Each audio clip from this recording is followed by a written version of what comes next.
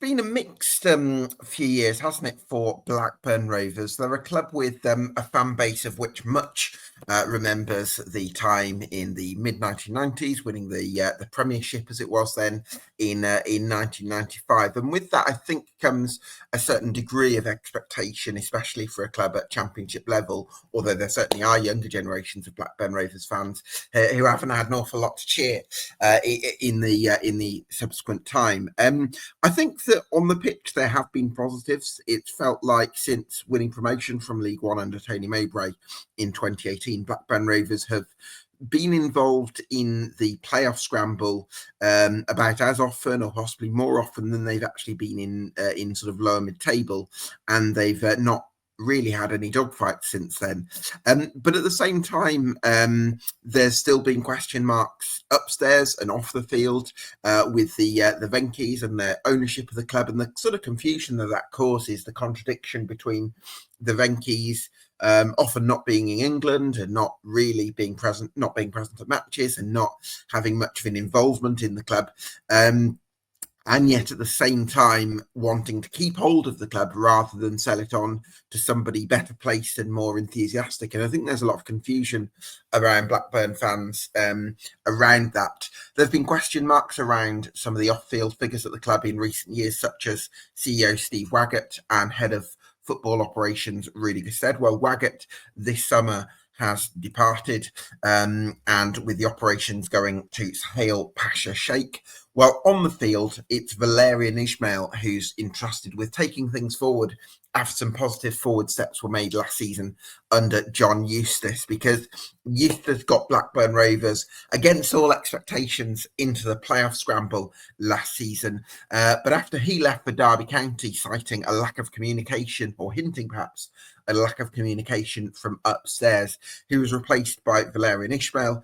An initial drop-off under Ismaël suggested incompatibility between his aggressive, energetic, high-pressing approach and certain players in this Blackburn squad. But Ismaël delivered some good form towards the back end of the season, which saw Blackburn Rovers only very narrowly in the end miss out on a playoff spot with a low bar of 68 points. So can some of those off-field question marks get answered this season?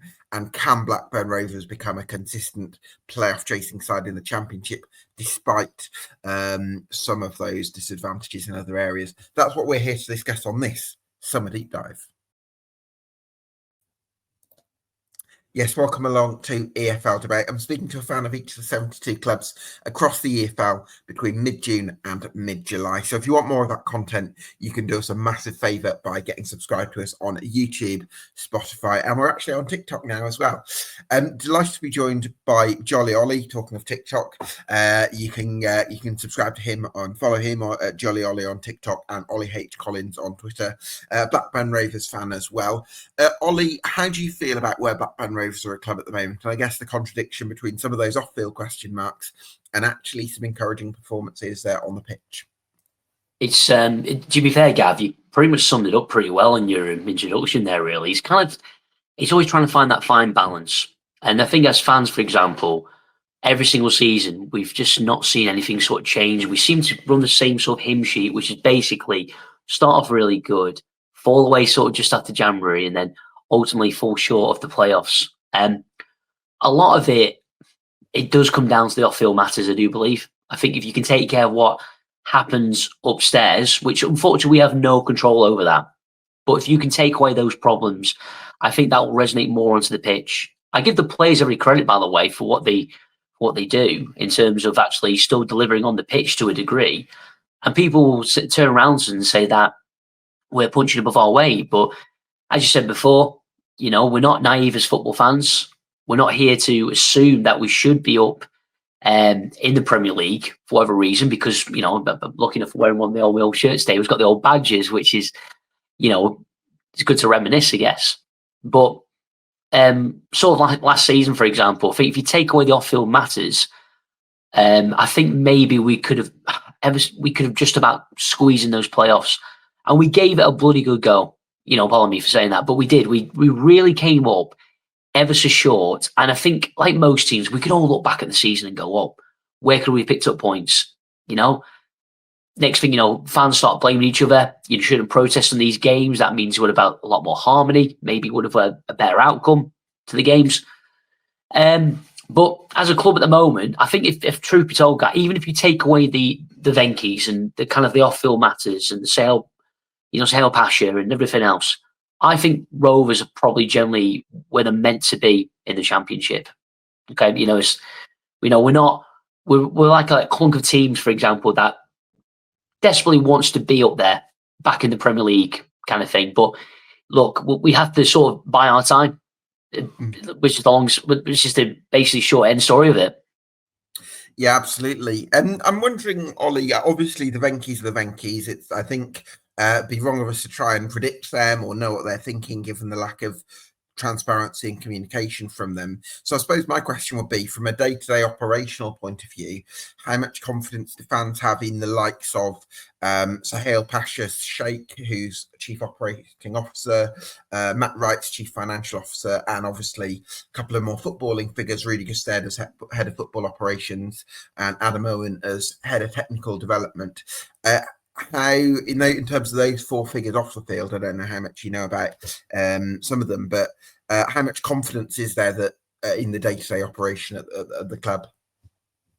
I feel, quite recently, Steve Waggett was maybe either left or I think was left go by the club, either one. And I think a lot of the fans thought that with him stepping aside or leaving, resigning, well, I can't remember which one it was, but that might solve a bit of the problems. But in fact, it was almost like he was out of a lot of the people just mentioned there, Gav. He was probably the best communicator with the fans.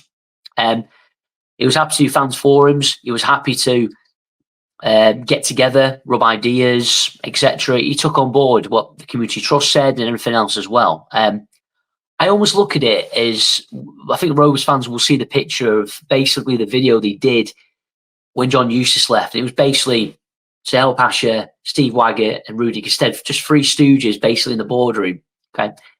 And it's the first time I think a lot of the people have known who actually Sahel Pasha was, and we're going to get to know a bit more of him in the coming months, because he does need a fair bit of scrutiny, because a lot of what's gone on the last 15 years out Rovers has been under him being in situ, let's say. But I look back to that moment when the three board members were there, and I said to people, it's almost like it was a game of like traitors. And forgive me when I go on like this. It's like we were trying to oust one of these guys to come out, and basically it turns out that Waggett was more of a faithful than he was actually probably a traitor. Excuse the sort of term, the analogy I'm trying to give there, but yeah. I'd probably get the same reaction from most Rovers fans, because I think they know it in themselves. Waggett did make some bad decisions, but I do think as well that I think a lot of him, he was like the forefront. He was there to take the heat a lot of the time. Right. Rudy Gusted, I think, look, I get it. He's a young, up-and-coming person, but I think when he initially came to the club, I think like myself, and I can't speak for every Rovers fan, but I just thought, here's a guy who's an ex-Rovers player. He most want to go off into the financial world. Every respect for coming and carving out a career in football after playing. But I thought he'd have maybe the fans' best interest, and he just doesn't seem like he does, really. I've also heard murmurs and rumours. I mean, I'm not saying I'm connected with the football club, but I know of people who've worked in around that club that don't really speak highly of Sahel, and they do not speak very highly of Rudy Gusted as well. But same again, there's a guy who proclaims, Rudy Gusted, I'm a fan just like yourselves. I mean, he wasn't born in Mill Hill. He wasn't born in Darwin. He wasn't born in around Ewood Park. He just came and played for us a couple of years. So when we hear rhetoric like that, I don't think fans really buy into what they are trying to perceive themselves as, unfortunately. Interesting. I mean, I suppose from Rudy's point of view, he's probably trying to build a connection, and I don't think I don't know if that's entirely disingenuous, because he probably did feel a lot, and although it's probably in a different way to fans, because he didn't grow up with Blackburn Rovers, he also had those memories of sort of scoring those headers and those kind of he has had that connection with the football club, I suppose. I mean, I'll give him one credit on this, Gab, right? And I've always said this, it's like, when all this came out, he's been on, I think, podcasts with Sam Allardyce, and he's been on to he's done interviews with local radio and TV, and I give him credit for that, because people might not like the answers he gave, but at least he kind of stuck his neck out a bit and says to say, look, I'm at least giving you the answers which you've all kind of craved for, really. Well, he stuck his neck out a lot on the pitch, didn't he? Well, he's such a tough. I mean, don't get me wrong. I remember that. I mean, I think one of the worst crimes was how we had 50 goals in Jordan Rhodes and Rudy Gestede, but we never got the playoffs. Is a crime in itself, really. But that's obviously going back years and years ago now. Fortunately. You had Tom Kearney and Conway, didn't you, as well, around that time as well? It was like Conway, Tom Kearney. It was, I think even Elliot Bennett was sort of just coming in. I mean, great team. Great, brilliant, massive memories of those players as well from that era. But, I mean, with what you said before, Gav, I mean, I don't think many Rovers fans are ever going to forgive probably Sahel Pasha. Unfortunately, I mean, I've never met the guy. I think, he does a lot more to answer for some of the dealings, be it sort of the managers that come and go is a top one, really. And I think Rose fans will find it so hard to believe, right, that how can you give Ismaël, and I'm not here to scrutinise Ismaël, by the way, because I think he pulled it through really well in the season, and give him credit for that. And we went from a John Eustace who was all pumping, all this kind of, get with the fans and that. And Ismaël just a very one-dimensional persona kind of character. You can generally sort of tell that. But the board were willing to give this guy 3.5 years. They're willing to back him. They say now they've got money available. But under JDT, a guy that won, fair enough, it might be in the Swedish league, but half decent standard, I guess, won titles in Sweden, was predominantly an great international footballer for Denmark, played AC Milan and everything else, and they didn't back him. Clearly, they didn't back Eustace as well. And at first, sometimes, obviously, with JDT, when he left, I thought, well, a bit disappointed about how he managed himself in sort of the final few games, if truth be told. But then it's all coming out about the way Mowbray was treated at the end of his tenure and the way that JDT was treated. And then sometimes it's just false promises. Mowbray left right at the end of his it was like Mowbray's contract was just left to run out, wasn't it? That it wasn't even like there was a communication to him about it, but it's just the contract ran out and he didn't hear from them, which, that was quite poor, wasn't it? Yeah, I mean, I think Mowbray, I think of some fans with Mowbray were getting a little bit frustrated in the end. Some would argue saying kind of dinosaur football, but Tony Mowbray is always going to live long in the memory of Rovers fans. I'd say he's probably, if not probably just behind maybe the likes of Kenny Dalglish in terms of, status at the football club. Well, not just behind Kenny Dalglish, but champions of England. I think that's exactly. So you can't knock him for that. For that. But at the time with Tony Mowbray, basically he got us to think first and second in the Championship. I remember going away to Bournemouth at the time, by the way. I think this was they had Scott Parker at the time. We absolutely played him off the park. We had Brereton Diaz, Dak, Joe Rothwell, who I rate Joe Rothwell. I think he'll do really well in Scotland, by the way. And we had Van Heck, brilliant team. And I think Mowbray was kind of crying out to say, look, I can get this team to, but you need to give me something to work towards. No one's privy to conversations that goes on in the past. And this is the thing I say to a lot of the fans. Everyone can try and be a fly on the wall and assume what's been said at the start of the season in a boardroom and everything else. Who's to know that Mowbray was told that if he was to get us in a certain position, he would be given X, Y, and Z? We'll never be privy to that information, sort of thing. But people that I've been lucky enough to speak to within the football club at times have, give me murmurs and stuff as if to say that basically it's just continuously now the manager going, Eustace, JDT, Mowbray, other people probably beforehand. It's just a lot of mishandling, really, at times. Yeah. I think that's a big thing that Blackburn Rovers have got to address with Valérien Ismaël, because it's like they had to give him those reassurances in order to appoint him. But I think when a manager is actually in place and you've got them under contract, don't drop off the communication, keep the communication going and be entirely transparent about what the situation is. And I think for a lot of managers, that's the most important thing. Like Valérien Ismaël has done well on a budget at Barnsley. They had a bottom end budget in the Championship and he got them into the playoffs. So I don't think from managers' point of view, they would mind knowing the situation is we haven't got much money. Just tell us, show me that you want me. Tell me that what the situation is. Let me know what the budgets are. Let me know what we can do. Rather than have this, it seems to be this trend of managers that just keep hearing nothing and then leaving because they've got fed up with it. I mean, it's not really a way for a club to run, is it not? I mean, forgive me for telling multi-billionaires how to run a business, but you'd think maybe even have somebody who's even just turning up for maybe a couple of games of the season, maybe it's showing some form of intent. Yeah, they turned up years ago and they had a snowball thrown at them, but show a bit of backbone maybe and get yourselves in place there.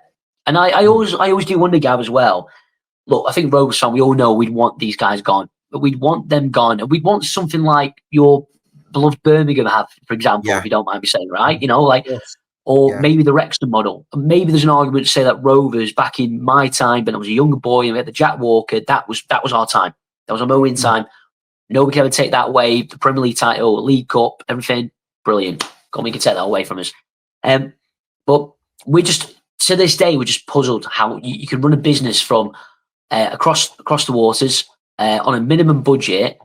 The courts, it's just, that's, and I've seen some of your pods before, speaking to, I think it's Ian from 4,000 Homes podcast and that, and he's very clued up on these sort of things. I think he speaks really well and very articulate. It's the kind of person, I think, if I wanted somebody to go and argue my case for me, or basically to speak on part of the fans, he'd definitely be that person.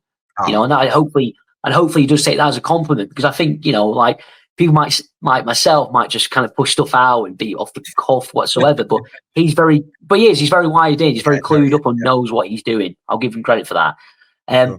But same again, we as fans, no Rose fans sitting here thinking we want 50 million to spend, kind of thing. But I do think we're getting to the point now where we're just in and around the town.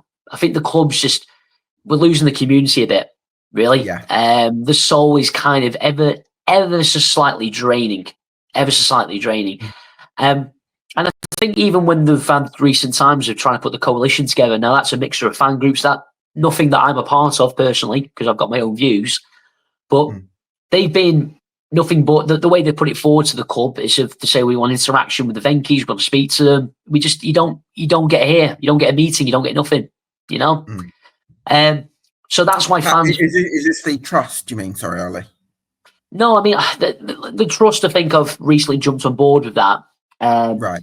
There's also one called the Coalition, which is a mixture of maybe different Rovers pages through social media or actual fan groups. For example, they've actually put together a piece as if to say, look, we need to speak about the dealings. We need to speak about what's going on in the football club. And obviously, when it happened with Eustace not too long ago, I think that was the kind of. It was trying to get the right terminology here, but it was like the straw that broke the camel's back, as they say, And at the same time, it's going to the new season. I'm lucky enough I get to speak with people now because I've got a presence on social media, which I do love it when people go up to me, ask for my opinion. And at the moment, the thing I'm gauging from a lot, Gav, is nobody's really I think we get the same feeling every Rovers fans every season. We don't go in the season really highly optimistic. It just feels like we're just going to maybe just tread water ever so slightly. That's the nil feeling. But even at the moment, people say to me, "What are you looking forward to?" I'll be honest with you, I couldn't give you the answer to that. I mean, I think in terms of the coalition, is it? Have you got good numbers behind that? Because that's always a big thing. If you can go to the club and say we've got because sometimes in an ideal world, the club would be motivated just by the opportunity to speak to fans. But for the reality, it might be that they're more motivated by how many people there are and how that's going to affect the finances. It's not great that it's like that, but that just seems to be how it is. While these I agree with you. Look, I mean, sometimes as well. Look, I mean, I love going to football on Saturday, like most people. it's the one thing I do live for in my sort of social life. And I think for a lot of Rovers fans, trying to tell me, if we stop going, and I'd love to do kind of what Blackpool did, like not too long ago, and we're going back years ago. I think when Wimbledon were kind of arguing about the fact that they were turning into MK Dons and not turning, it does take somebody of quite powerful stance, let's say. It might be even take an ex-player or somebody maybe to come in who's bought into the idea of what's going on, as if to sort of convince people, look, this is probably the way we can actually engage with them. I mean, I'll never understand as a football club how we don't make any money. We do lose a considerable amount of money, but yet the Venkies keep posting about their long-term ambition for the football club. What's their long-term ambition? I'd love to know that. Honestly, I think that's the one thing, Gab, that we all get a bit... Look, if they would have initially come in and just said, look, we're happy to run the football club as on a day-to-day basis and make the club prosper and everything else, that's great. I mean, we're going back 15 years now. Promises Champions League football. I even knew that wasn't realistic, right? They had connections with Ronaldinho. They have David Beckham's agency. All these kind of, I'd still take Ronaldinho now, to be fair. Even though he's a lot older. He's played in prison as well, so he's still got a bit something in him. Well, he's got his teeth, so you could play long balls to them. Yeah, exactly. Yeah, but as I said, for me, and I said this to someone else the other day, and we could use, for example, Birmingham and probably Wrexham as well, Gav, right? Because people look at that, and wasn't too long ago, Birmingham their attendances were dwindling. Yeah, poor ownership, pouring of the football club. And next thing you know, fair enough, you've been in League One, but you've encapsulated a new era of a fan base. It was our punishment for taking David Dunn off you lot. Yeah, but it probably was actually, to be fair. That's just the irony, isn't it? And then they're probably ripping on us for taking Robbie Savage off you as well. Yeah. But Birmingham at the moment is such. I look at those as a kind of maybe a step in, it's something to look at, really. But it's not just the money side of it; it's that they've encapsulated a fan base, a generation of fans. Fair news, you've got the investment nowadays. I mean, they made some great signings. Birmingham, to be fair, I wouldn't be surprised if they weren't up in the top six, of truth be told, Gab. But obviously, Birmingham is not what we're here to talk about. But with Rovers, for example, I look at that younger generation, and I think like some of the lads I'm playing football with at the moment in a charity match, and some of them are kind of ages between 18 to like 20, 22, and they weren't old enough to really. They weren't old enough to see a Premier League title, or a League Cup, or even they might have seen some of the back end years in the Premier League as a very young boy, and the only thing that they've experienced is the League One promotion. And fair enough, that might be encapsulate some people because it's a feel-good factor around the town. But then at the same time, since then, just nothing. And there's some people out there who've only ever had to deal with the fact that Venky's been our owners and that we've just treaded water for years and years. But I do give credit to people at the football club. I mean, I've had dealings with Yazza,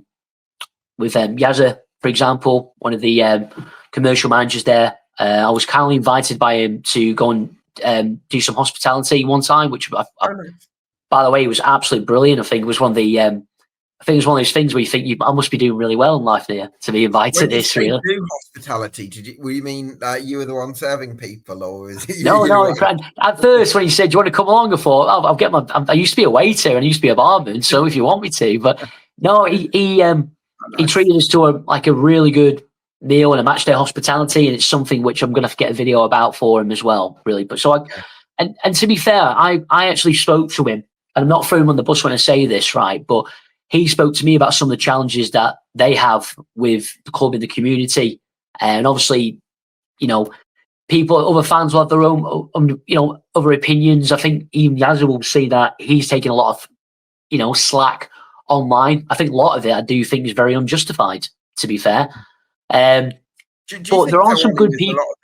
I think a lot of the time in these situations, when you've got an ownership regime that's been there for such a long time and are broadly unpopular, I do think that it's hard for a fan base to continue blaming the same people. So often there's other people at the club who aren't anywhere near as responsible, or maybe not at all, who still carry some of that stick because fan bases find it hard to just keep blaming the same person if they're not responding, or it's like where do you take that anger kind of thing. And I think people at the club maybe carry a bit of that sometimes. No, true. I mean, I got speaking to when I was there, and obviously because of being my social media preference, I got speaking to people there.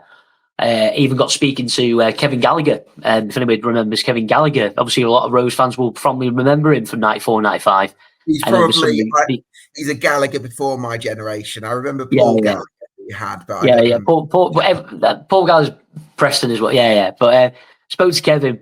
But I was even speaking to people like the retail managers there, and I get the frustration. Whereas they'd say, the club would lose 4 games in a row. Next thing you know, people looking at anybody to blame. I get it. Look, and somebody said to me the other day, the problem with Rovers at the moment, and I do agree with this, is like we could win the first 6 games of the season. We might not do because we're playing you. Well, then again, I don't know what we're going to be like in Birmingham at home, second game of the season. Not too sure, but we could win the first 6 games of the season, and basically what that does is just paint. For me, it kind of just paints over what is cracks of the football club. And then what that does then is fans then reverberate and we get on board. But then the second we start losing those 4 or 5 in the row, Gav, and it becomes on top of us, it's an easy deflection to then go after, well, be it Ismaël, or it could be that back into the Venkeys and the ownership, really. If you take that part away and you take, if you sort the boardroom out, I think the fans would just be like any normal football club, personally. Just frustrated, and like most people would. But Rovers live within their means at the moment. Yeah. We always punch above our weight. I've said it many times before when I've been on pods with you and everything else, and we've spoken about. And I still couldn't believe last year we were having conversations about Rovers still being the top 6, and I thought I'd be in the bottom ends of the relegation zone continuously. Having conversation. Next thing, I'm looking at these videos of the ones you do with like Hull City and Luton Town fans. I'm like, no, this is supposed to be a way around this, isn't it? We're not supposed to be here. Yeah. Hopefully, better days are to come. I pray. I generally do pray. Yeah, let's hope that's the case. Tasked with bringing those better days is Valérien Ismaël, Ollie. What do you sort of make of his tenure so far, and do you think that the form in the last few weeks of last season offers some a glimmer of encouragement about what is to come? Yeah, I mean, there's massive room for optimism. And I was saying to people the other day, even though at the moment it does look a bit doom and gloom because in terms of bodies coming through the door at the football club, I've always said to a lot of Rovers fans, what you need to take stock of is we're not the only team out there that's looking for signings. And if anything, I think, Birmingham are probably shopping in, say, Waitrose, whereas Rovers are shopping in the reduced section of Tesco's half the time, which is the truth. Aldi, if you're lucky. Yeah. Well, Aldi maybe. I'm not too sure.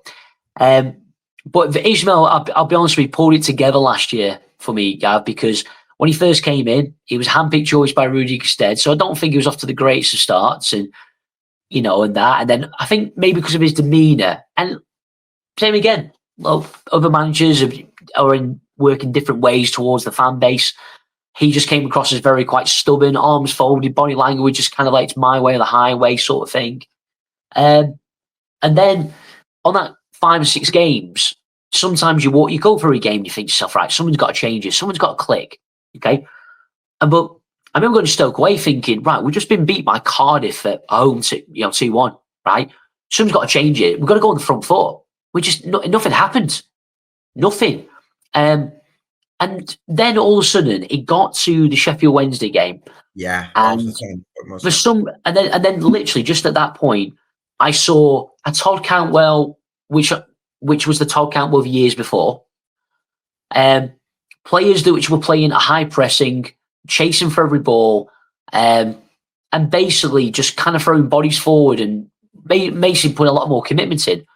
I'll never know what was said at half time, but at first I came out and I probably slightly scrutinised and I thought, oh, do you know what? Maybe one of the players stood up. But then you go on a run of winning 5 games in a row at the back end of the season, nearly culminating in us winning at Sheffield United, which, by the way, can I just, and Rovers fans will admit this, probably some of the best limbs, be it that sort of, it was a 9-minute spell, Bristol City were losing, can't remember, I think Coventry, but I think it was just relying on Bristol City to draw or something. Can't remember what result it was, but those limbs just absolutely went off. Honestly, I think I fell about 3 or 4 rows forward, I think. I can't remember. But he's got some credibility in the bank, Gav, because he did well with on a low budget with Barnsley. I think we are looking potentially at maybe Callum Britton signing on for another couple of years, which I've said this, I think if you get Callum Britton, who I think is one of the biggest, basically one of the most valued players we've got at the moment. And if you look at his stats from last season in terms of assists, and I always say I love somebody who, as a wing back, who is willing to go forward an extra 10, 15, 20 yards, just pull players out of position. But his delivery was second to none, Gav. If he signs on, I think a lot of other players do commit, like Travis and stuff like that as well. And as fans, we're sitting here thinking, how could you, you're looking at Ismaël, is that a manager you really want to play for? But in fact, to be fair, I think my opinion of him has changed quite a lot. Well, Britton played for Ismaël at Barnsley as well, didn't he? So that definitely makes a difference. If he likes the manager, then he's more likely to sign on, isn't he? I think as well, Gav. I think a lot of them, and there's nothing wrong with it, they were so close with John Eustace. It was almost like he really had that man management style about him. You could tell he went in, put their arm around him, tell him how it is. You got a reaction from it. And then next, because of what happened and the way it was dealt with, which I think on both sides, whether it be Eustace, the club, whatsoever, everybody really didn't deal with it brilliantly, let's be honest. But to be fair, those players, I think, got to a point in the season before, right, hold on a second, but we have to deal with all that now. We can't let what's going off the field affect it. We need to step up. And I'll get that. And everything just clicked, really. And I still think with Ismaël, I think there is still a majority of fan base, and I'm probably one of them, who still thinks on the first 6 games of the season, he will be judged. And that sounds really harsh, but obviously the first 6 games of the Championship don't necessarily dictate where you're going to be at the end of the season, but it does give you an indication as to where you might be dealing with for most of the season. Well, we'll see how that pans out. Goalkeeping department, I'm quite curious about, Ollie, because although Ainsley Pearce started, I think it was 39 of the league games last season, there's a feeling that Toth coming in was a factor behind to run a form at the back end of last season. So do you think the Hungarian's going to be your number 1 this season? I hope so. I think there's a vast majority of Rose fans hope so as well. I do feel for Ainsley Pearce. Nobody wants to see a player fall off his pedestal and then effectively sort of leave the football club. And Pearce, for example, when he kind of, season under Eustace at the back end, we're in the relegation zone. He's made some awful mistakes at times in his career. I mean, the Sheffield Wednesday one alone, imagine a moment in time where the ball's come back to you. You've let go under your foot, something so simple, but then you've got 7,000 Sheffield Wednesday fans behind you giving you stick. I don't think that's a great feeling. So I'll give him, he's come back from adversity at times, but he's not been the most reliable, Gav, unfortunately. And even when we had Leo Wolstead in for a period of time, he didn't take his opportunity. And then Pearce came back from injury, and we were all like, wow, we've got Ainsley Pearce back now, And at the start of last season, by the way, I thought he was doing really well. I thought, brilliant as a shot stopper. I think he's got great communication and a relationship with the back line, which I think is important at the same time if you want to dictate what you're going to do. But unfortunately, just somewhere along the line, maybe being a bit complacent. Toff came in with a decent pedigree from Hungary, and it does seem that, and credit where it's due, when he was given his opportunity, he took it with both hands. Wouldn't say he does anything special. I think he just does the simplistic stuff really well, But as a goalkeeper, your main objective is to stop the ball going in the net and shot stopping, I mean, I'm sure a relationship with Toff and the players like Hayden Carter and Dom Heim and Callum Britton, that is only going to get better. Yeah, absolutely. Well, hopefully a fruitful summer from players can get him into the equation. I'm wondering about formation then, Ollie, because Ishmael liked a 3-4-3 at Barnsley. What are you thinking he might be planning for this summer? I think it's looking like a 4-3-3, Gav, to be Four three. fair. Um, Right. I'm always curious to know where Todd Cantwell sees himself or where Ishmael sees Cantwell. Yeah, I think he's a number 10, Ollie. Yeah, I mean, I think he's a bit of a mercurial player. I'm not quite sure how he fits in. do you know what? I mean, I remember there was a perfect game. I'm sure we look at a player during the season. We can all remember a game. We think, wow, he just can't come of age. He was really a baller. Whatever terminology you want to use. For me, I remember playing Leeds United and we were beaten 1-0. And I've never seen a game where Rovers were quite dominant. Leeds came with all this anticipation of, the big home support. They were on a really good run. And I just remember Cantwell, and I think it was Rovers were playing quite very counter-attacking because Leeds obviously were just bombarding forward without creating anything. And I just remember Cantwell just sitting in the middle on a pivot and every single time spinning his man and releasing the ball and really well. And I just thought, brilliant. That's what I want him for. I want to see a Todd Campbell that carries a ball, brings 2 or 3 players with him, and opens up that space. That's the play I want to see. We got that at the back end of the season. And I'm even putting a video out and making my apologies because I was even debating whether Todd Campbell should move on this summer. Do we actually really need him? And I think this summer, with all that's gone on with people, and obviously we've had to let the likes of Danny Bath and Vyman go, we gave them a new contracts, but they wanted to go on to pastures new. You totally forget that Todd Campbell's still there. And you totally forget that he's not even hit 30 yet. Sure. Very senior sort of championship player. So hopefully win a 4-3-3. The likes of Carbo maybe playing off the wing.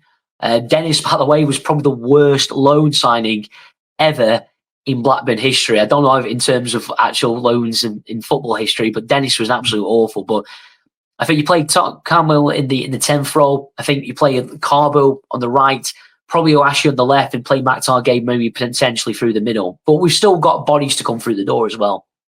Yeah, I just wonder. I'm not sure about Mac Targay, because and for similar reasons to Cantwell, I think for Valérien Ismaël side to work, you need players who are absolute athletes and really aggressive against the ball.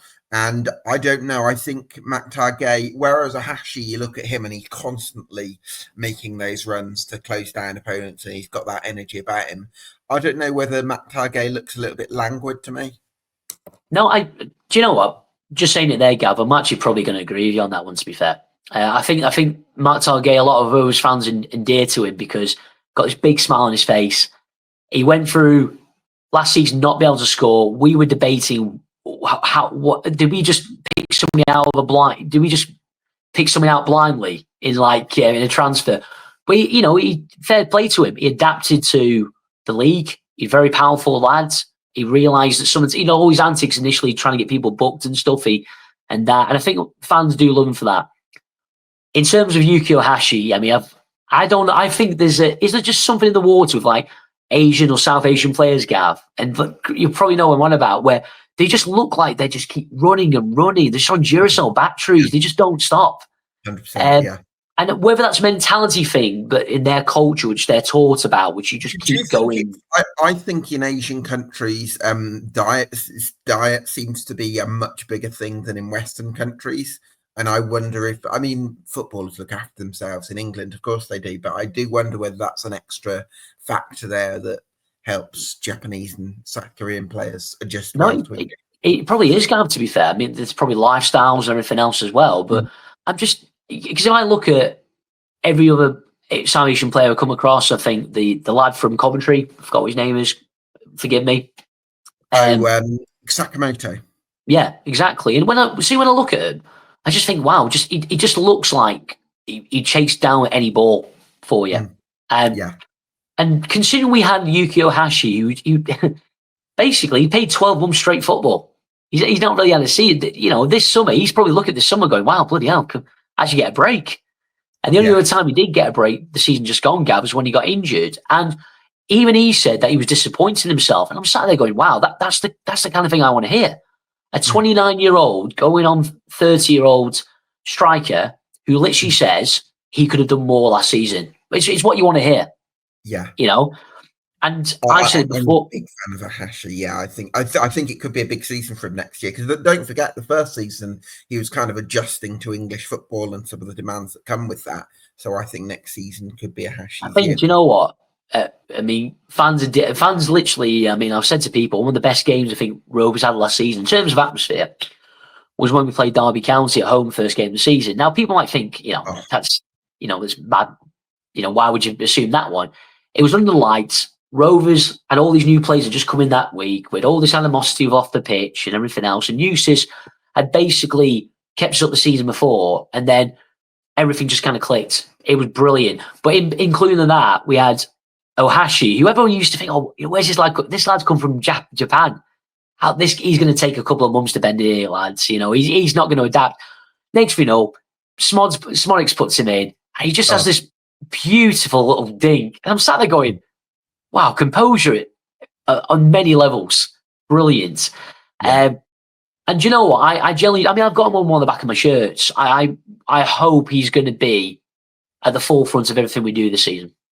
Yeah. I don't think he's going to make a hash of it. Oh my, no, God, terrible. No, he needs to edit that out. Oh gosh, you've got to tolerate the dad jokes on this show, Ollie, if you want to come on. Yeah. I have it with my daughter all the time, so I'll let you off. Augustus Cargbo or another Cargbo, because there's two Cargbos, isn't there? Was that the one? Yeah, Cargbo, yeah. Yeah, Cargbo. So you think he's on for a big season then in terms of playing on the right wing? Yeah. I think Rovers fans have just seen glimpses of him, what he can do.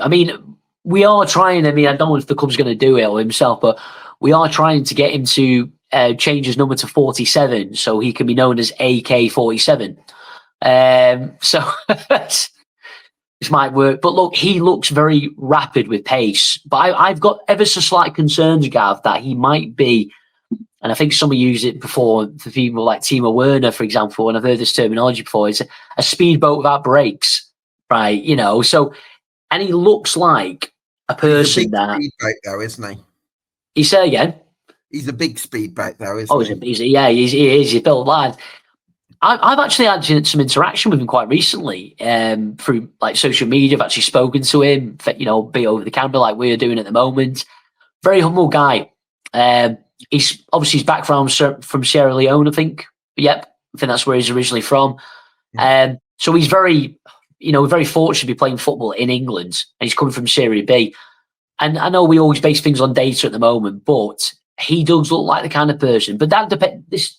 What the point I'm getting to is, depends how Rovers going to play, because obviously players of his caliber will only work well if teams not playing at a low press. If they play a high press against us and teams are willing to push up, and we're playing some of those top six teams going into next season, then he will exploit that space all day long.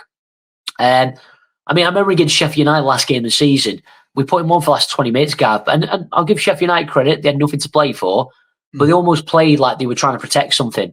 And Carbo was ineffective, really, and just trying to run into tight spaces. I think if you open up the space for the boy, and you have a run with the lad, he's going to win all day long against you. The other thing I'm not going to put too much on him to have a massive season, of course. but I do think there's an element of expectation. Yes.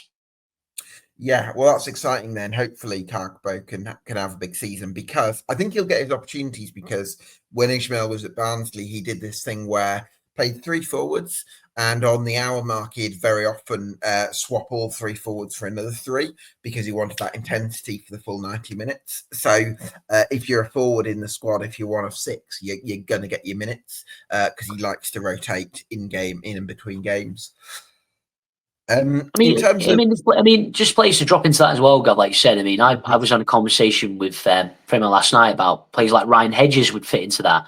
And Ryan Hedges, by the way, I think a lot of Rovers fans will tell you that he's probably not contributed enough to, in terms of goals, assists, and everything else that come. In terms of his energy, he's fantastic.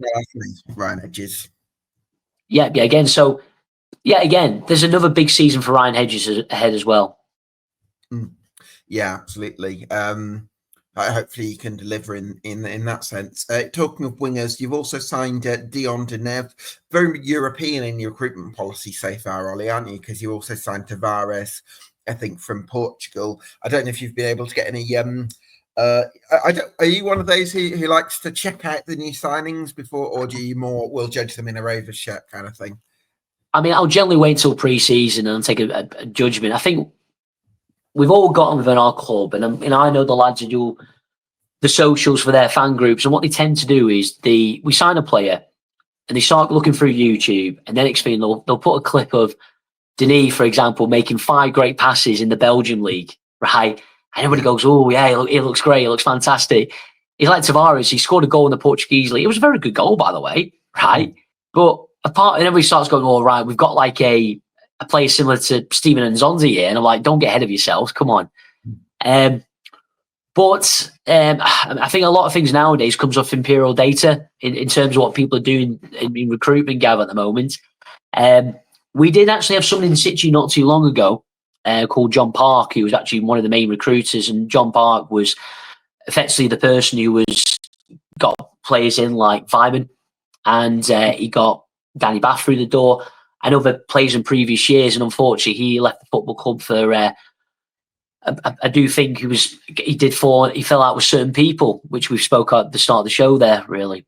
But same again, we just have to entrust the club what we've got to spend with. I don't know what the budget is, but I do think, and we do seem to dip into the Belgian, French sort of leagues, teams who've just been relegated, who seem to have players in there that could potentially be full of energy. And that's what we're probably looking for.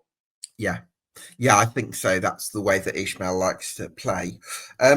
So what I'm really excited about for this season, Ollie, is the possible resumption of the Travstad midfield of Lewis Travis and Sondre Tronstad. Do you think you're going to retain both, and do you see them starting simultaneously? I hope we do. Look, I mean, I know Rovers fans will watch you as well, Gav, and that, but I'll just say this to any Rovers fan. I think we should be pushing the boat out a bit for Lewis Travis, mainly because he's a captain, he's a leader. You know, we've all got one of our football clubs, somebody that's going to stand up, chest out, and take accountability on the pitch. Mm-hmm. You know, I think we let go in a player like Danny Bath that recently as well, but that's another side issue. But I really do hope Travis does sign on. I understand if he does deem to want to go to another football club, be it that there's been rumours of Wrexham been sniffing around. And I think Wrexham will just see his qualities in terms of his leadership. So maybe potentially a captain going there. And I understand the pull with them as well because, you know, it's an up-and-coming project. There's probably more money on the table. And, you know, Rovers can only live within their means, by the way. So I'd send this to every fan. Every fan might be a bit annoyed if we do let him go and start reverting back to the Venkies and getting really being disappointed with the board. But if we offer him something and he doesn't deem as he doesn't deem the contract good enough for himself and his career, then so be it. But I do generally hope himself and Tronstad, because I just think that especially that back in the season under Eustace, we probably would have been a lot better with Travis, and probably the worst thing that JDT did was let Travis go on loan to Ipswich Town. So I really think those two are quietly essential in there. And bringing Tavares in, it does give you those feels. Are we just trying to plan for somebody actually moving on? Yeah. It's interesting, isn't it? Because I think if he's the billed as a bit of an Nzonzi profile, if you like, then that would complement Tronstad, who's very much a playmaker, if you like, at the base of midfield. Yeah, I mean, what I love about Tronstad as well is he's just, same again, I never thought I'd enjoy seeing it with Rovers, but when we play out the back, brings the midfield in, opens up the space, very comfortable. I mean, when you give a player time on ball to pick the ball and just be sort of like the pivot of the team, that's what Tronstad was like. Very good dictator and a hard tackler in the midfield as well. And he allowed Travis to go that extra 10, 15 yards. Because Travis does, obviously, he's never going to be a number 10 role, let's say, but he did allow him to probably just sneak in behind sort of like Todd Cantwell. Top Cam, and Bailey just flourish a bit more in the midfield. So he's an essential part of that team, and I do worry because we had a period last season where both of them were injured, Gav, and with no disrespects, but we played Adam Forshaw in that position, and he just didn't feel the same. You know, it just didn't feel the same really. So yeah, look, I generally do hope that both of them do remain at the football club, and I think if they are to remain at the football club and hopefully maybe sign new contracts along with Callum Britton, I think that's a decent statement. That. Yeah, for sure. You mentioned Britain there, and I suppose his form and the likelihood of him starting because of who the head coach is, as well as his performances in general, probably makes life difficult for Joe Rankin Costello, who's been at the club for a long time and been on and off with injuries. I mean, is his association with Blackburn Rovers nearing an end, possibly? And you know, I think. I hate to say it because, you know, when somebody comes through your academy, you only want the best for them. Of course. But I do feel his time is coming to an end, you know. And that come on, I mean, it's not for me to tell Joe Rankin Costello that his career at Rovers is dead and buried. But I'm just trying to think at the moment where he really fits in. And I remember when he came on the scene for us. I remember the goal we scored against Huddersfield couple of years ago when we came back from a 2-0 down to 2-2, very fine. You know, under JDT, I think JDT flourished under JDT really well. Did he score a goal against Bristol City that sort of was a bit of a cross that flew in as well, I think? Yeah. I mean, look, everybody's got a lot of love and a lot of affection for Joe Rankin Costello. Same again, players who've come through the academy. You know, he was on that line of players like Adam Wharton and stuff like that. All right, might be a bit older, but you know, within the same sort of bracket, let's say John Buckley, including that as well. Yeah, and a lot of Rovers fans do have a massive love affair for players because we've got a really good, strong academy who historically has always given good players. Yeah, I'll be honest with you. I want him to go and play football. I feel that he may end up going out on loan somewhere, but if Ishmael is willing to, you know, maybe it's back up for Callum Britton, but yeah, again, not a similar player. They're just definitely not a light player. Or is he a player that he just sits in the midfield, being more defensive, and he's just really just doing all the dirty work? You know, only pre-season will tell where he wants to be next season. Yeah, absolutely. I mean, he's versatile, so he's got that going for him, but probably needs to get a bit of momentum in his career because it feels a little bit from the outside like he's lost a bit of that over the last couple of years. So let's look at central defence then, Ollie, because you've got Hayden Carter there, who's another one who came through the academy. You've got Scott Wharton. You've got Conor O'Rodney, who's just gone out on loan to Doncaster, hasn't he? But then you've also got a really reliable defender in Dom Hyam, who I imagine you'll be looking to build the defence around. Yeah, I mean, I think one that I just mentioned briefly before, Gav. I mean, I know Danny Bath was hitting 35 years old, but the second Carter dropped out early on last season, Bath really stepped up. I mean, Rose accumulated more clean sheets last season, probably double, if not than they did the previous year. I mean, the season before we were conceding goals like it was confetti at times. Yeah, and Carter's been hindered by injury. That's understandable, and he was rumoured at times to be, you know, living on the cup, being the next one off the conveyor belt, as they say. I saw Scott Wharton yesterday when I was down at the Rover store. But I said to him as well, do you not get fed up when everybody just keeps asking about Adam? And he went, yeah, it does me head in. I went, yeah, I understand that, mate, yeah.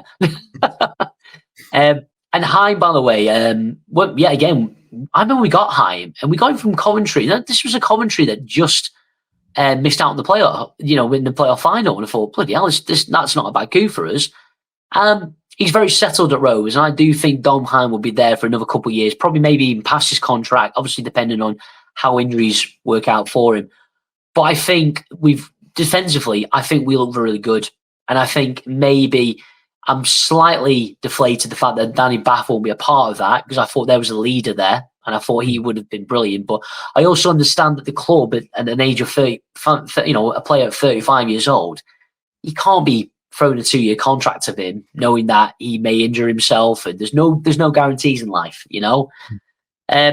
But I feel very good with the defence. If you look at the stats from last year, Gav, and our defence and the clean sheets, I think that speaks for itself. I think you need one more centre half to play alongside Houghton, personally. Yeah, and I was in terms of O'Riordan, by the way. I was listening to it today, and I think one thing fans do get frustrated about is when you sign someone, right? And I get, listen, players take different times to develop. I think this is what people forget sometimes. So, in terms of defender, maybe did need a bit more experience. Did we really need to take him from Crewe straight away? I think Crewe fans will say there's an argument to think, what's the point in taking him? He could have developed a bit more with us, maybe. And I think last season he was out on loan for pretty much all of it. And yet again, he goes out to Doncaster in League One. Good standard, by the way. I think League One does test you as a player, let you know if you are going to be up for it. I would have maybe thought he would have been given more game time, personally. I even would have said maybe give him some more time during pre-season, but straight away they've just gone, look, you're going off to Doncaster. Yeah. It does seem like an early call to make a decision on a loan for a player rather than loan them out later in the window and give them that chance to show because it's not like Conor O'Riordan's a youngster.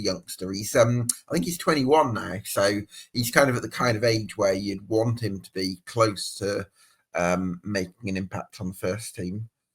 In terms of left back, then at the moment you've got Harry Pickering and the Biero. Pickering had a good first couple of years, didn't he, at Ewood Park? Would you say he's dropped off a little bit since then? In terms of Pickering, I've always had him down, for like maybe just a steady Eddie. It'd be the right terminology to use. He doesn't do what Callum Britton does. I mean, but I tell you what, in terms of defending, chasing back, he works really good playing out from the back. I've always had him. I don't have any issues with Harry Pickering. I think he'll still be an influential part of the team. But yet again, it depends really what Ismaël wants to do. I don't know what the expectation is with Dion. I don't know if he's a similar sort of caliber player to what Callum Britton is in terms of he just gets up and down, gets dragged back, is willing to go onto the midfield. I really don't know. But I like Pickering. I think he's been since he's come into the football club, he's not really put anything wrong. I think he's been a really good steady Eddie. Same time, you want players to probably exceed a steady Eddie status and be a bit more, offer maybe a bit more going forward. But I think Rovers fans have a lot of love for Harry Pickering. I think the thing with Pickering is a lot of his performances are to do with relationships. So when he was at Crewe Alexandra, he played on the same flank as a left winger who he had a brilliant relationship with, and this winger would often stay very wide. So Pickering would sometimes cut inside, and they would have this lovely link-up play that worked beautifully. But I think that if you want to play where in a system where the wide forwards are very close to the centre forward, and the wing back or the full back's got to do more individualistically, I think that's where Pickering's going to struggle because he might not have the options to bring out his technical ability in the way that he would if he's got that relationship with the left winger. So I know this is not. I'm just trying to get an example, but I know where you're coming from there. But I mean, you might know that, but Rovers fans will know this one. The goal against Sheffield United a couple of years ago, where basically it was Pickering was the one who finished it off, but he was that sort of player, which because of it's almost like he flourished in that goal kind of thing. The ball came out from left to right, Smorix ran through the middle, Dolan overlapped, Pickering went the other way. I mean, Pickering gives you lots of energy. He really does, and I think myself, just when I'm sat here at the moment thinking, well, I think Ribeiro is going to be a really tough one to force out at the moment. But when Pickering comes in, he doesn't put a foot wrong, But then at the same time, we're looking at Ismaël this year and thinking, what kind of style play do you want to implement on this squad, really? And that's going to dictate where a lot of players will end up being. Yeah, absolutely. So I also wanted to touch on the academy, Ollie, because you mentioned there, probably outside the absolute elite, the clubs that can afford to pump, whatever, billions of pounds into the academy. Blackburn Rovers, I think, have one of the best academies in English football. So I'd love to get your thoughts on, is there anyone like Leo Juru, maybe, who seems to be very highly rated, who could be next off the conveyor belt? I don't know. there's a lad recently, and this is how crazy football's got, Gav, right? But there's a lad recently who was, I think, South African lad who's just been bought by Chelsea on Thursday. He was 13 years old, for $750,000. The name evades me. I do apologise, but apparently in one season he got 57 goals and 45 assists. Which is, I don't know if you can judge players that well at 13 years old, but Chelsea obviously got money to spend. The one that kind of is on everybody's, and I think we hope is able to take the next step up if given the opportunity, is Igor Tyjon. Oh, yes. And there has been rumours about, obviously, potential of United and Arsenal, which one thing I really do hate, Gav, is, with PSR at the moment, clubs are being forced to sell homegrown players to benefit the club and live inside the rules. And they get less than they would have done. If Igor Tyjon has a great couple of seasons for Blackburn Rovers, you could get a huge amount of money for him, more than you would get if you just sell him when he's 17. Exactly. I mean, I think if we're getting quoted about $1 million or something by Arsenal, I think that's kind of an insult, really. And I think as well, his development will be better with Blackburn Rovers. I'm not saying Arsenal's a terrible, Arsenal's a fantastic club, and why would that not turn your head as a footballer? I totally get that. But I still think he could flourish more at Blackburn Rovers, adds more value to him. Adam Wharton's a prime example, Gav. We go back to Adam Wharton, and look, I hold Adam Wharton dearly in my heart. He's brilliant. He's gone on to amazing things with Crystal Palace. I'm still a believer he should have played in that England squad last season. I still think he is what England's missing, personally. But there's times where Rovers could let him go early on in his career. And there was a 16, 17-year-old lad who made his debut against Blackpool a couple of years ago. And you would have thought he'd been settled in the squad for 4 or 5 years. So lethargic, so comfortable. And, Igor is basically kind of sort of maybe slightly similar kind of player, but plays a bit more further up. And I'd love to just see that at Blackburn Rovers. We love nothing more, or any club loves nothing more than an academy player coming through and playing for that team. And more or less some of the time, we love to see a player who's born and bred in the town. Isn't that a great thing? Really exciting academy. So Igor Tyjon, very much one to watch. Yeah, I wish there was other players I could give you. I mean, there's, I'm a believer that Blackburn do have one of the best academies, and for all their faults with the Venky's, the one thing they have maintained is that academy keeps running. And there has been, I don't want to get too much into sort of the women's side of things, because I think people have made their thoughts feel, disappointed by that, if truth be told. And I think one thing, Gav, is I don't know enough information about it to make a proper opinionated view on it. The only thing I could say, really, in terms of the women's side of the game, is that we want the club to progress, and I think we go on about how good our academy is, but the women's have done incredibly well recently, and basically due to a lack of funding, which is nothing in respects to what the first team get, by the way. I just don't understand why the club made that decision, personally. They can't say it's for a financial reason, because you look at where money gets spent elsewhere in the club, and I think that's just a very easy thing to say, to kind of keep the to keep the noise quiet, sort of thing. But look, Rovers will always, hopefully this year, maybe have 2 or 3 names that will come through. And then mainly those opportunities will come through things like the League Cup. But I'd love to see if Igor does get an opportunity. I think Jake putting him on for me had a good loan at Accrington Stanley, left back, I think. Yeah, I think Batty as well. I think people were thinking that his time was done. And I think as well, we love nothing more than a homegrown player to be playing for his football club. I've seen many players over the year who unfortunately don't seem to have made that grade. And look, Batty looks like a kind of player that, even though he looked like the career wasn't prolonging with Blackburn Rovers, he's gone away on loan, he's learned his craft, and I hope he does get his opportunity more this season, because it seems like Ismaël has deemed him good enough to be a part of the squad. Absolutely. So, in terms of additions, are we looking at another 5 or 6, do you think, Ollie, between now and the end of the window? So, say again, Gav. Sorry. Do we think, Ollie, it's looking like another 5 or 6 additions between now and the end of the window?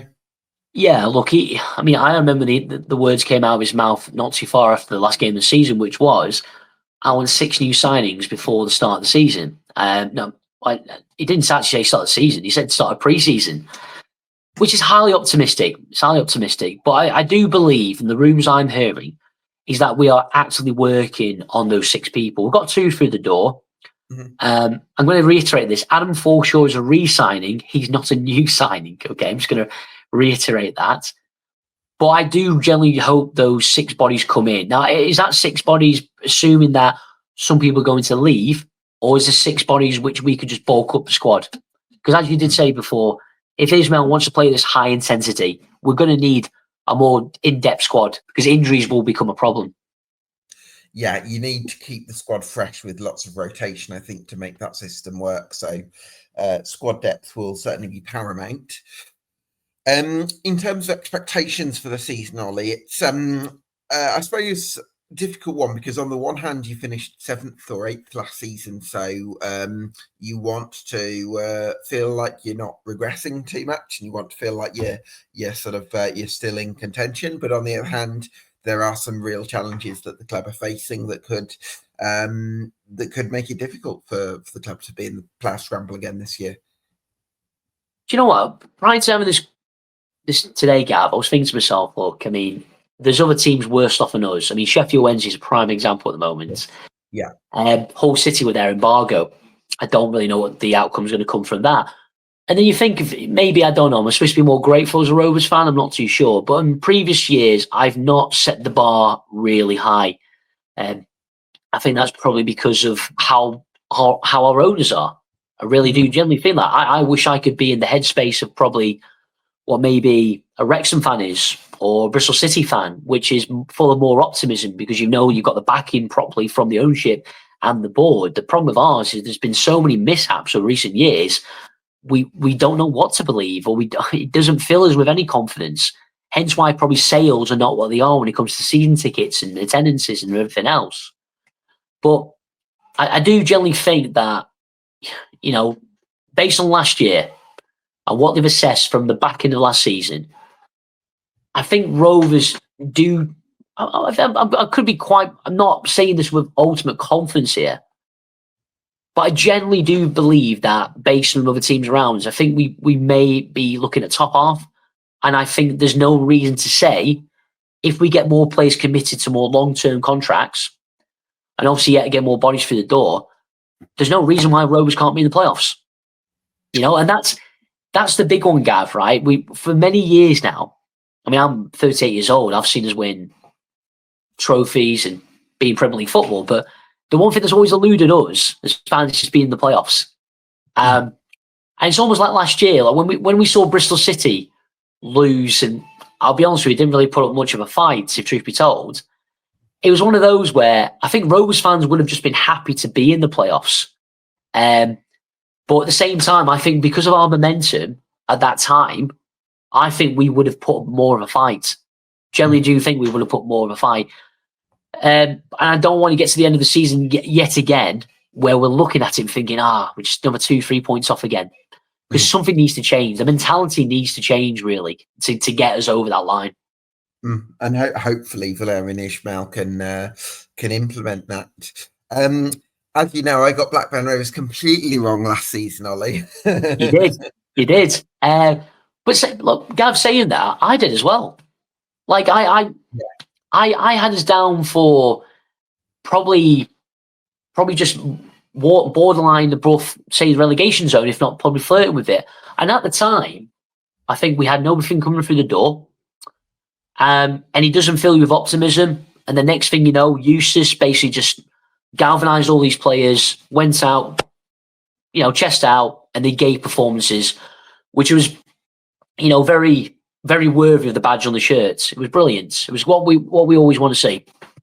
But yeah, I kind of feel if I set the bar too high, they might flatter to deceive. So I think for Rovers, and then looking over teams around us, you've got major, bigger budgets than us. And I think that's something people might not think this sometimes. I'm not using this as a scapegoat argument, by the way, but I think sometimes that has to resonate with the players. Look at all these other teams that are throwing money. And, if we can build some kind of bond with the team and Ismaël can get those players working together, there is no reason why we cannot be in the playoffs. Yeah, so what I'm doing this year, Ollie, to try and get better at predicting if I can, is I'm going to rate each team out of 10 on 14 different categories that I think are going to determine their fate. So what I'm going to do here is shout a category at you, and you can give me a number between 1 and 10. First category is ownership. What's the first one? Ownership. Oh God. Out of 10. Yeah.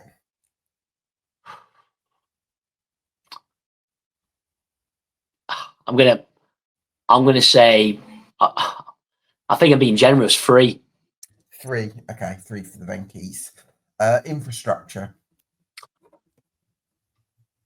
I mean, I'm guessing we're talking of things like the stadium, the boardroom. It's quite a wide-ranging topic. It can be stadium, day-to-day operation, match-day experience, training facilities. A lot goes into it. To be honest, Gav, I would probably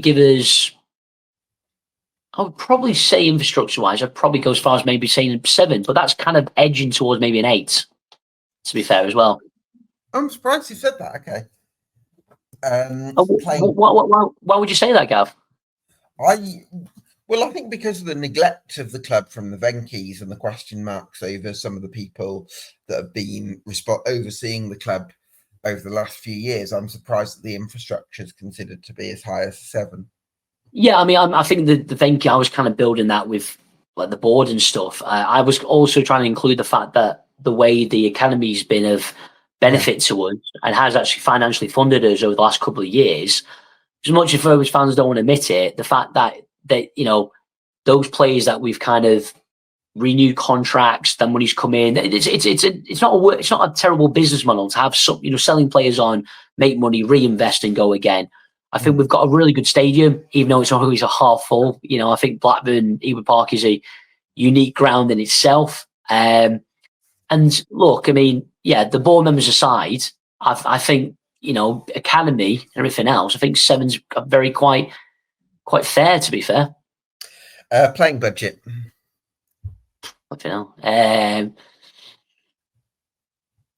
Based on what I've seen so far, and I'm only matching ourselves up to our rivals in the Championship, Gav, by the way. I mean, I put a video out the other day. We're getting outbid nowadays. Whether people want to read too much into it by teams like Oxford United, and I would probably say, maybe a 3 potentially. Yeah. Budget. Okay. Management. Look, he pulled it together the back end of last season. If you had this conversation with me in March, I would have given him a fat 0. But he gained some credibility back. I don't think all the fans are completely warm to Ismaël as yet, but obviously results change opinions. I'm going to say at the moment, I think Ismaël's is probably a 6. 6 for Valérien Ismaël and the management team. Next one is the goalkeeping department with Ainsley Pearce and Balazs Toth. I'd probably give that maybe. I'd probably say that's about maybe. Probably 7. Toth came off the back end of the season, probably makes up for those numbers. I think if it's still Ainsley Pearce, I mean that number's a lot dramatically lower. Okay. Defence. I mean, based on the stats of what we spoke about last season, I'd probably give the defence probably a very good 8. 8 for the defence. Hopefully one more to come in as well. Midfield. I think there's still holes. I think if we're going to class Carbo and stuff as like attacking options, aren't we? But I would say, and there's again, it's no disrespect, but I don't think Adam Forshaw is the kind of player that we needed. No. I don't think we needed to re-sign Adam Forshaw. He's not an well. Yeah, but at the same time, I think Rudy Gested's mate from Middlesbrough. There's that kind of, and the whole thing was we're allowing him to go out and try and find another football club. Well, he came back quick enough, didn't he? So he didn't really go very far for looking. I would say in the midfield department at the moment, we are probably maybe on one of our weakest areas.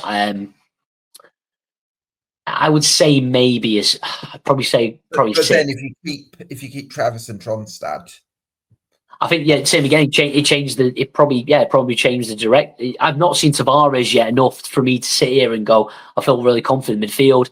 I think John Buckley, and by the way, I love John Buckley. I generally do love him. Fans love him. We love his play. We love his, he gets in tight spaces, motors with the ball really well. And the fans will obviously sing his name, but he seems to have really dropped off recently. I want him to his first either go out and great, wasn't it, John Buckley? And then he seems to have had 2 or 3 seasons where he's kind of not quite hit those same levels. Yeah, and was that because of?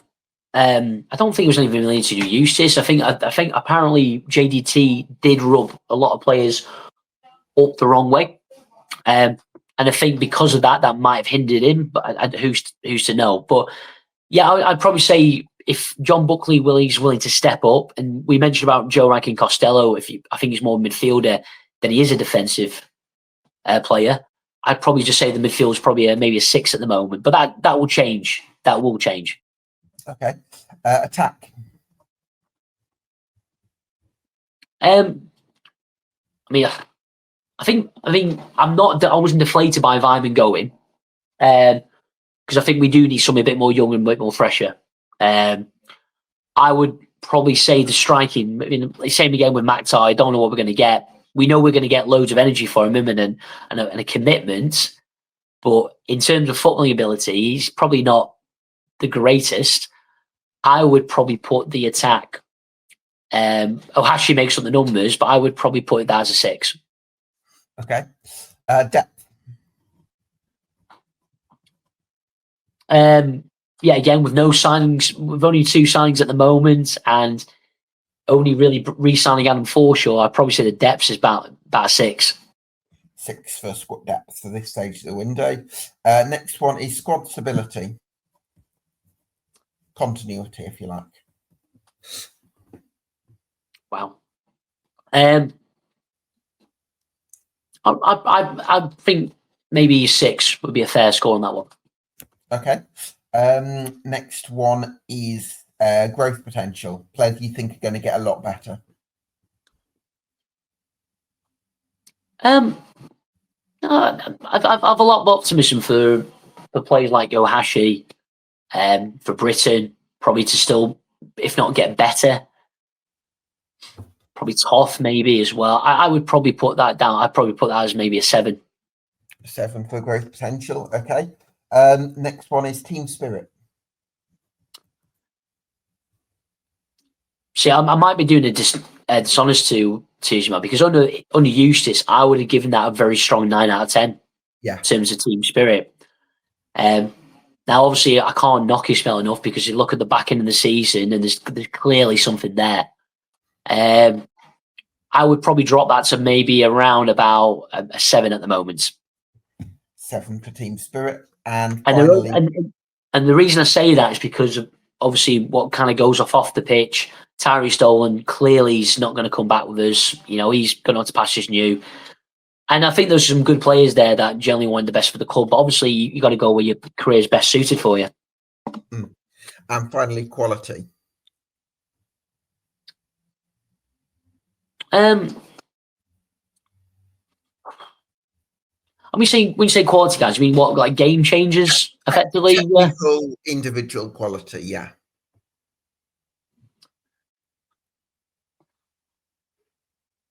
I'd probably say. Last year proved that Simonic's the year before was one individual in himself, and last year was a very quiet team performance. Goals came across the pitch. It wasn't. I've never seen a team with every position had a goal in them. But yeah, in terms of individuals, barring Cantwell, and I think there is a lot of expectation on Cantwell. Yeah, I would, and then maybe Callum Britton. But there's not many other people. I would probably say that's probably a 5, Gav, really. Okay. So some final quick-fire questions from me then, Ollie, before we wrap up. First of all, what's the biggest reason to believe in Blackburn Rovers right now? Oof. What's the reason to believe in Blackburn Rovers right now? Look, we kind of sort of live on our heritage. It's the 150th year anniversary. I do believe that even though the fans are looking for some sort of celebration this year, that might be some impetus to do something really good this year. It might kind of galvanise the players ever slightly. It might bring the fan base back more into it as well. Biggest reason for doubt? The owners. Fair. And finally, too early for prediction, but give me a rough feel for where you think next season might be heading. I would go as, I'd say, mid-table. Mid-table. And that would be probably maybe 12th. We may flirt with the playoffs. We always flirt with the playoffs. But I have no reason at the moment which tells me that we are going to be definitely pushing for the playoffs. Okay. Well, we'll have to wait and see. Listen, Ollie, it's been such a pleasure to get your insight on. So thank you so much for joining us. Everyone go follow Jolly Ollie on TikTok and Ollie H. Collins on Twitter. You can also subscribe to EFL Debate on YouTube, on Spotify, and on TikTok as well. We'll see you again for another Summer Deep Dive very soon. Take care.